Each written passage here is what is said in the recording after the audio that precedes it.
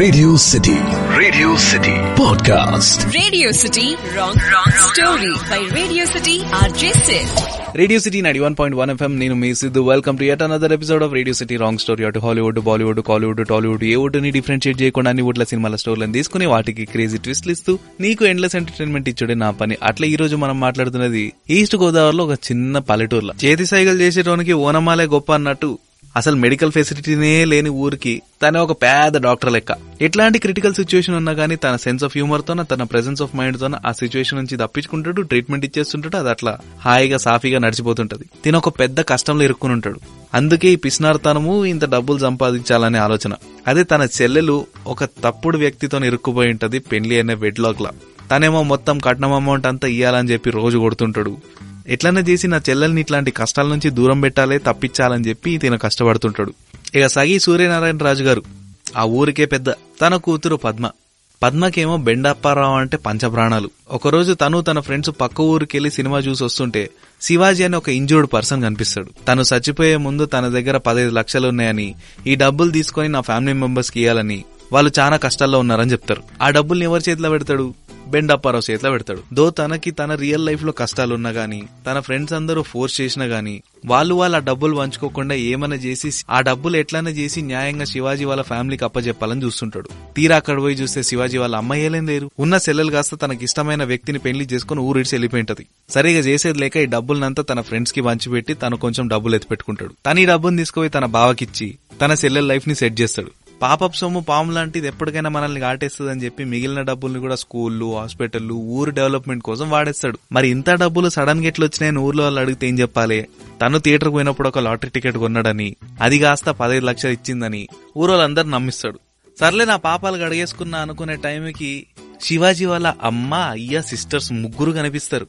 అయ్యా వీళ్ళు చచ్చిపోయారు అనుకున్నా కదా, ఏడికెంచి వచ్చిర్రు అని ఫ్రెండ్స్ పోయి అడిగితే, అరే నువ్వేమో 15 లక్షలు ముందు పెట్టినావు, మనకేమో మస్తు కష్టాలున్నాయి, అందుకే వాళ్ళు ఎట్లా చచ్చిపోయారని చెప్పి అబద్ధం చెప్పించినా అని చెప్పి వీళ్ళ ఫ్రెండ్స్ అందరు రివీల్ చేస్తారు.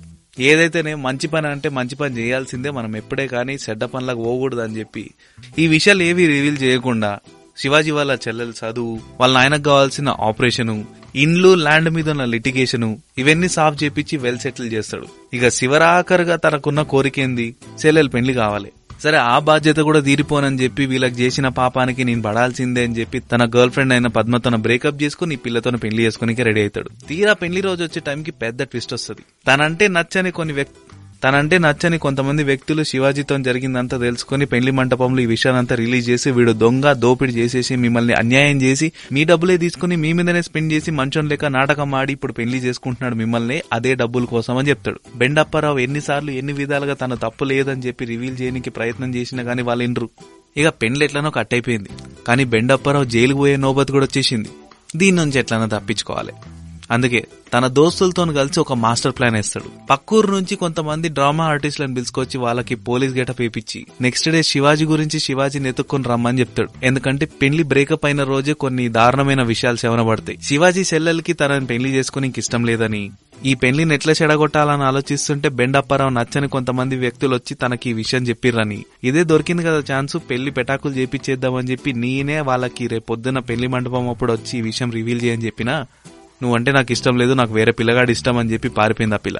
ఉపకారానికి అపకారము అని నేను మంచి చేయబోతే నాకే నిష్ఠురం అయ్యేటట్టుంది, నేనే జైలుకు పోయేటట్టున్నా అని చెప్పి ఈ ప్లాన్ అంతేసి శివాజీ వాళ్ళ ఇంటికి నకిలీ పోలీస్ ఆఫీసర్ని పిలుచుకొస్తాడు. అరే నీకో విషయం దాచిపెట్టినారా, మన ఫినాన్షియల్ కండిషన్ బాలేదని చెప్పేసి వీని సైడ్ చేసినా గానీ మీరిద్దరు అన్నదమ్ములు ఐడెంటికల్ ట్విన్స్ అని చెప్తాడు. సరే వీళ్ళిద్దరు నాన్నకు ఒక అన్యాయం జరుగుతుందని తెలుసుకుని ఎక్కడో తడుతుంది నరసింహ అంటే, ఏంద్రా బాయ్, ఈ విలనోళ్ళు ఎవరైతే వాళ్ళ నాయనని కిడ్నాప్ చేసిర్రో వాళ్ళ దగ్గర దీనికి సంబంధించిన బ్లూ ప్రింట్ అయితే ఉంది, దాన్ని ఎగ్జిక్యూట్ చేసుడే బాకీ. ఆ డాక్యుమెంట్స్ ని వాళ్ళ ఇంట్లో ఒకసారి తద్దినం పూజ చేయనికి పోయినప్పుడు చూసిన వాళ్ళ మాటలన్నీ విన్నా, మన నాయన ఎక్కడున్నాడో నాకు తెలుసు, మనం ఇద్దరం పోయి పట్టుకుందామని చెప్పి ఇద్దరు కలిసి మంచిగా రెడీ అయ్యి మిలిటరీ ఆఫీసర్ లెక్క మొత్తం అన్ని సెట్ చేసుకొని పోయి విలన్లను అందరిని కొట్టేసి వాళ్ళ నాయనని ఎస్కేప్ చేసి ఆ వెపన్ ఫినిష్ కాకుండా చూసుకుంటారు, దేశాన్ని కాపాడుతారు. ఇక ఏముంది, అదుర్సు హ్యాపీలీ ఎవర్ ఆఫ్టర్. అన్నదమ్ములు ఇద్దరు కలిసే. ఇది రేడియో సిటీ రాంగ్ స్టోరీ. మళ్ళీ రేపు ఒక క్రేజీ ఎపిసోడ్ తో నేను ముందుకు వస్తా. Stay tune. Radio City podcast. Radio City wrong story by Radio City RJ Sid.